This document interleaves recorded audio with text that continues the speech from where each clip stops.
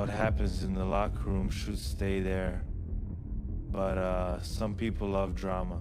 Los Angeles is burning, and the Lakers are staring down the barrel of a controversy that threatens to rip the very fabric of the NBA apart. Sources deep inside the arena are leaking the unthinkable. LeBron James and Luka Doncic just threw down behind closed doors. Why? Because the king just faced a reality he swore was impossible. Luka didn't just touch down in LA to play ball.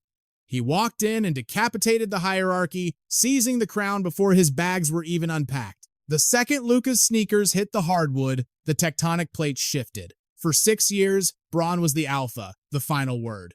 Now, he's shouting into a void while the organization pivots to a new frequency. Luka is the signal now, and if you missed the changing of the guard, look at the tunnel.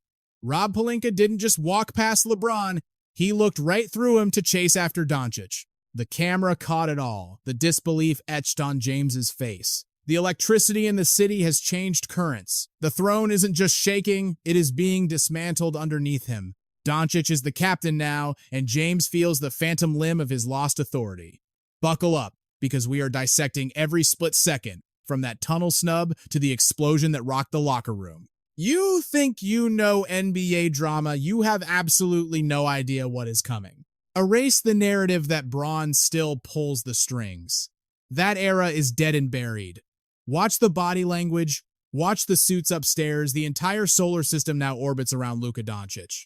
He is the architect of the offense, the clutch gene, the first look in the huddle, the guy soaking up the adoration, the daps, and the blinding spotlight that used to be LeBron's exclusive property. Stop calling it hearsay. Look at the tape, check the box scores. Luka is stacking triple-doubles, draining circus shots, and somehow elevating the entire roster in ways we haven't seen since the Showtime era. LeBron is still getting his numbers, sure, but the vibe? It's undeniable. There is a new sheriff patrolling these streets, and he's wearing number 77. The writing isn't just on the wall, it is being screamed from the rafters if you are actually watching. It is the worst-kept secret in Hollywood. The front office has mortgaged the next 10 years on the back of the Slovenian sensation. Scroll the timeline. It is all Luka magic, Luka screaming, Luka mic'd up. Meanwhile, the King's highlight reel is looking suspiciously thin. The algorithm has chosen its new favorite son. Even the OGs, the legends Bron worshipped as a kid, are singing a different tune, crowning Luka as the torchbearer of the league's future. And the kicker? All this disrespect is happening while the chosen one is still suiting up in purple and gold. James knew Luka was next up, but he never anticipated the coup would happen this rapidly, this loudly, and with such brutal totality. So let's be clear, Luka isn't just a co-star sharing the marquee. He is the evolution. He is the timeline. And for the first time in 20 years, LeBron James looks like an outsider on his own squad, feeling the sting of rejection he has never known. That desperate need to be the man is exactly why he torched Cleveland back in 2010. But hold on, because this gets so much darker, we need to unpack the trade mechanics, the suspicious timing, and the moment Bron realized his crown had been melted down and recast for Luka. When the Woj bomb hit Luka Doncic to LA for Anthony Davis and changed the basketball world, didn't just gasp, it flatlined. Everyone said relax, but are you kidding me? This wasn't a swap. This was an extinction-level event that nobody predicted. We are talking about a generational talent, a perennial MVP candidate in his absolute prime, getting shipped from Dallas to the City of Angels. Deals of this magnitude are mythological. And the second the ink dried, the fallout was instantaneous and absolutely hysterical. Twitter crashed, analysts screamed, former champs lost their composure. It was arguably the most volatile transaction in the history of the sport. Even Luka was rattled.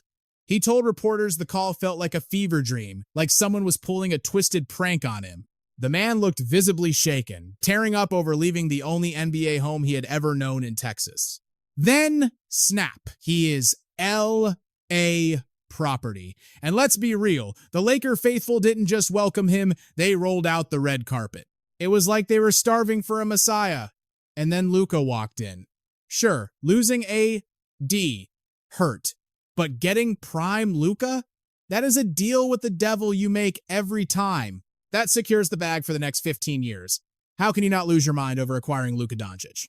But here is the twist. By the time he strutted into that introductory press conference, the subliminal message was loud and clear. Rob Pelinka and the front office weren't playing it cool. They were practically foaming at the mouth with excitement. Pelinka spoke of Luka like he was the Holy Grail, the singular centerpiece of the franchise's destiny, effectively signaling that the Lakers were going all in on a hard pivot. And the timing? That is where the chaos truly begins to fester. Right when this blockbuster dropped, LeBron was sidelined, nursing a nagging left calf and foot injury that kept him in street clothes to start the season. We are talking about a durability machine breaking down for the first time in decades. Call it bad luck, call it fate, but that injury left the King powerless to defend his territory just as the franchise bet the house on the new kid. The timing was absolutely brutal. And when the mics were finally shoved in LeBron's face, his reaction said everything he didn't want to admit. He straight up confessed he thought the trade was a hoax. He couldn't process that Davis was actually gone. He claimed it didn't hit him until he saw Luka in the gold armor. On camera, he played the good soldier, acting like he had zero beef with the move. I was out to dinner with the fam, phone blows up, and honestly, the first time I heard it, I thought it was fake news. 100%. At first, the world laughed it off. A hoax. A viral prank. Just noise in the system. LeBron James? He actually welcomed the thought of a heavy hitter joining his ranks, but he never saw the knife coming. He had no clue how quickly the loyalty would dissolve and shift to Luka Doncic. And just like that, the ink was dry on the most explosive deal in modern basketball history. A trade meant to fix Dallas became a total demolition of the hierarchy in Los Angeles. The spotlight ripped away from the King, the fans lost their minds, and the front office? They didn't just pivot. They completely turned their backs on the past. Suddenly, the man who defined the Lakers' identity found himself in a nightmare scenario, playing for a franchise, screaming loud and clear that he is no longer the alpha dog. Now, buckle up, because this is where the story gets ugly. When Luka Doncic touched down in LA, it wasn't just a roster swap. It was an earthquake. It felt like someone took the locker room culture and set it on fire. Barely 2 weeks later, the silence broke. Insider reports started leaking, painting a picture of a dynasty in chaos. The vibe in Los Angeles hadn't just changed, it had turned toxic. One voice cut through the noise, Jovan Buha, the insider who sees everything. He dropped a bombshell. Inside the organization, fear is taking over. Frustration is mounting. Uncertainty is spreading. And players are looking around asking, who are we even playing for anymore? To understand why this cuts so deep for LeBron, you have to look at the empire he built. This is a man who doesn't just play, he rules. Every city, every franchise, every roster, LeBron James has held the keys to the kingdom his entire career. That is, until the Slovenian sensation walked through the door. Look at the wreckage in Cleveland. During his first run, he was furious, claiming management was too incompetent to build a throne worthy of him. When he returned in 2014, he didn't ask, he commanded. Kevin Love was brought in because the King demanded a sacrifice. Even the coaches were expendable. David Blatt, fired mid-season in 2015 despite leading the conference, all to pave the way for LeBron's chosen one, Tyronn Lue. He weaponized 1+1 contracts like a sword, holding the franchise hostage to force win-now moves at the snap of a finger. And in Los Angeles, the nickname LeGM wasn't a joke. It was a title earned through absolute dominance. He forced the Anthony Davis trade, publicly shamed the roster for upgrades, and pulled the strings to get his own blood, Bronny, drafted into the league. Let's be real, that kid's jersey isn't hanging in the locker room without his father's shadow looming over the draft board. LeBron has spent 20 years writing the script. But this is the plot twist that broke him. Because management didn't just ignore him when Luka arrived. They committed the ultimate betrayal. They started treating Luka with the same reverence, the same gold-plated worship that used to be reserved solely for the King. The secret meetings, the media push, the body language on the court overnight, the crown was lifted from James's head and placed on Doncic. It got so volatile that reports surfaced of a heated confrontation. LeBron, face-to-face with the young star, demanding to know who really runs this city. We are talking about an argument that nearly turned into a brawl, forcing teammates to pick sides and a civil war brewing behind closed doors. They tried to keep the lid on it until the crack showed on national TV. A timeout. LeBron daps up a teammate but leaves Luka hanging in the cold. A deliberate public snub. This wasn't some rookie hazing ritual. This was a declaration of war, a classic power struggle played out in front of millions. For decades, LeBron has been the sun everything orbits around. He calls the plays, he steers the ship, he is the system. But now, there is a challenger who doesn't need to play politics. Luka isn't trying to steal the throne, he's taking it by simply being undeniably great. The youth, the adoration, the media obsession, every cheer for Luka is a chisel chipping away at the monument LeBron spent 20 years building. Inside the arena, the whispers are getting louder. Is this LeBron's team anymore, or are we witnessing the hostile takeover by Luka Doncic? This goes beyond rumors. We are watching a tectonic shift in power. In a league driven by ego and hierarchy, the foundation is crumbling. If you thought the trade was massive, wait for the fallout. The switch isn't just happening, it's accelerating. And believe me, once you hear how the locker room and even NBA icons are bowing down to Luka's greatness, you'll realize the truth. The tension between the old king and the new prince is about to explode, making the NBA more cutthroat and dramatic than anything we have witnessed in years. Man, Hollywood couldn't write a script this twisted if they tried. Since Luka Doncic arrived, the loyalty has shifted. Everyone, from the guys on the bench to the legends of the past, is tipping the scales toward Luka. Just look at Austin Reeves. After a massive victory, Reeves broke character. He admitted he rarely hands out praise, but he looked the camera in the eye and called Luka one of the absolute best to ever lace them up. He didn't stop there. He hailed Luka's leadership, his vision, his supernatural ability to elevate every single person wearing that jersey. Reeves basically sent a message to the world. Luka is the captain now. He's the one we ride into battle with. When you have a teammate acknowledging that level of genius, admitting that Luka makes the impossible look easy, the writing is on the wall. But wait, it gets even deeper. As the shockwaves of Luka's arrival spread, the icons of the game started weighing in. Allen Iverson, a man who never faked a word in his life, didn't hold back. On a podcast, he dropped this gem when asked who carries his torch. Who in the league reminds you of yourself?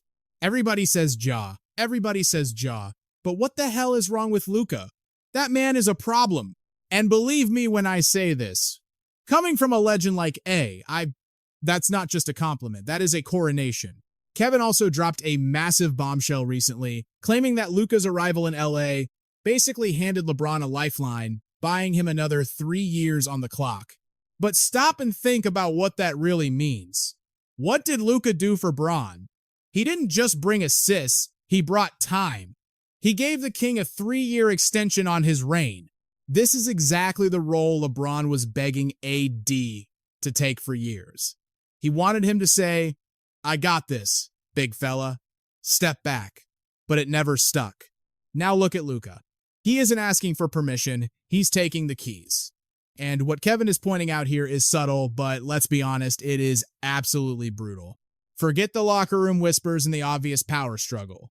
Luka's presence is rewriting the final chapter of LeBron's legacy in real time. Whether the king likes it or not, the fans are starting to pick sides, and the tide is turning toward Luka because he didn't just come here to win hearts with a smile. He came to burn down the old hierarchy. Every possession is a statement that the scoreboard belongs to him now, and the future of this franchise is already wearing his jersey. The analytics don't lie. Before Luka touched down in Los Angeles, the Lakers' offense was treading water. Manageable, sure, but completely stagnant compared to this. The second that trade went through, everything shifted. The tectonic plates of the entire league moved. Check the tracking data. It is staggering. The Lakers' three-point attempt frequency exploded from 34.3 to 42.3 per 100 possessions. We are talking about a rocket ship from the basement of the league straight to the top 3 in volume overnight. That is unheard of. That shift forces defenses to panic and stretch out to the logo, which plays right into Luka's hands. The paint clears, the floor opens up, and suddenly every shooter on the roster looks like an all-star. Make no mistake, this isn't luck. This is a complete system overhaul, redesigned from the ground up around one man's lethal skill set. It is no accident that the Lakers' offensive rating skyrocketed to 116.1 the moment he steps on the hardwood. He single-handedly dragged this offense out of the mud and into the top 7 in the entire Bachelor of Arts, but that is just the team dynamic. You want to talk about personal domination? Let's look at the monster numbers he is putting up. First game back against Dallas. The emotions are high. The crowd is hostile. What does Luka do? 19 points, 15 boards, 12 assists. A triple-double dagger right through the heart of his old team. That was career triple-double number 81. Can you imagine the sick feeling in the stomach of the Mavs front office watching that, realizing they just gave away a generational warlord? During this initial tear in LA, he is averaging nearly 28 points a night, pulling down 8.2 rebounds, and dishing out over 7.5 assists. And he is doing this while learning a whole new playbook on the fly. These numbers aren't just good, they are transformative. Luka demands so much gravity that guys like Austin Reeves and Jackson Hayes are looking like totally different players out there. Look at the analytics on the pick and roll. With Luka running the show, the efficiency spiked from a pedestrian 0.92 all the way up to a lethal 1.18 points per possession after February 2025. That means guys who looked average last year are suddenly feasting because defenses are terrified to collapse the paint the way they used to. That is the Luka effect. A direct ripple of chaos caused by having a magician controlling the tempo. So gone are the slow, clunky sets. Gone is the stagnant, predictable LeBron ISO ball. Now, it's spacing, it's execution, it's relentless pace. That shift forced the brass to make the hard call. This is a Luka-first offensive identity now. There is no going back. Like one insider leaked, this wasn't just a trade. It was a hostile takeover of the team's entire operating system. Let's keep it 100. You cannot bet the farm on a 41-year-old icon whose twilight is knocking on the door. But with Luka, you have youth, elite production, and a guy dragging the metrics into the stratosphere. Management didn't just see a player, they saw the only path forward. This isn't a quick fix. This is a dynasty reboot. Luka is only 26 years old. He is starving for a ring. He hasn't even hit his ceiling yet. A franchise built around him is terrifying. It makes perfect sense why they pivoted so aggressively. If this was just about adding a star to the roster, we'd call it ambitious and move on. But this morphed into a full-blown identity crisis and a complete reboot of purple and gold basketball. If you ask me, the Lakers aren't just playing for seeding. They're constructing a new legacy, one that doesn't need the king to carry the crown anymore. Because with Luka at the wheel, this engine isn't just running, it's roaring. And right now, the debate is over. Put Luka Doncic next to LeBron James, look at the cold hard data, and tell me who the alpha is. Let's start with usage. Luka is commanding a staggering 33.8% of the offense. That means 1 out of every 3 plays dies or thrives on his fingertips. Meanwhile, LeBron's usage has plummeted to 28.8%. The system isn't leaning on him anymore, it's moving past him. The ball flows through Luka now, and it is moving with deadly efficiency. He's averaging over 28.2 points, snatching 8.1 rebounds, and dropping 7.5 dimes in 35 minutes a night. LeBron, he is sitting at 24.4 points, 7.8 boards, and 8.2 assists.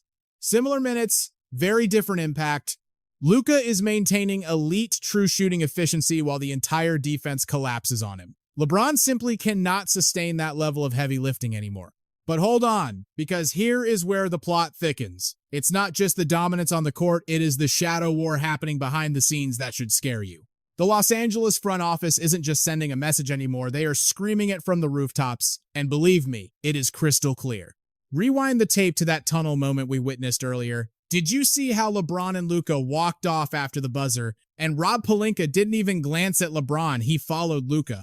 You do not need a degree in behavioral psychology to decode that kind of disrespect. That is a raw power move. That is the general manager silently declaring to the world, this is our guy now. The king is fading, and we are moving on. LeBron knows it too. But you have to ask yourself, why does a simple walk down a hallway with Luka signal such a seismic shift? It is because the Lakers organization does not do subtle when they anoint a savior. Look at the dynasty timeline. Magic, Shaq, the Black Mamba himself. The second management decides who wears the crown, the entire machine pivots, marketing blitzes, roster construction, media narratives, right down to whose face is on the season tickets. The franchise bends its entire reality around the chosen one. And make no mistake, Luka is holding the scepter now. The evidence is undeniable. Reports confirm Luka is meeting with Pelinka constantly, mapping out rotations and the 5-year strategic vision. The marketing machine has quietly started erasing the old guard to spotlight the new prodigy. Check the promo blasts and social feeds. They are subtly branding him as the solitary face of the franchise. Whispers from deep inside the organization confirm the inevitable.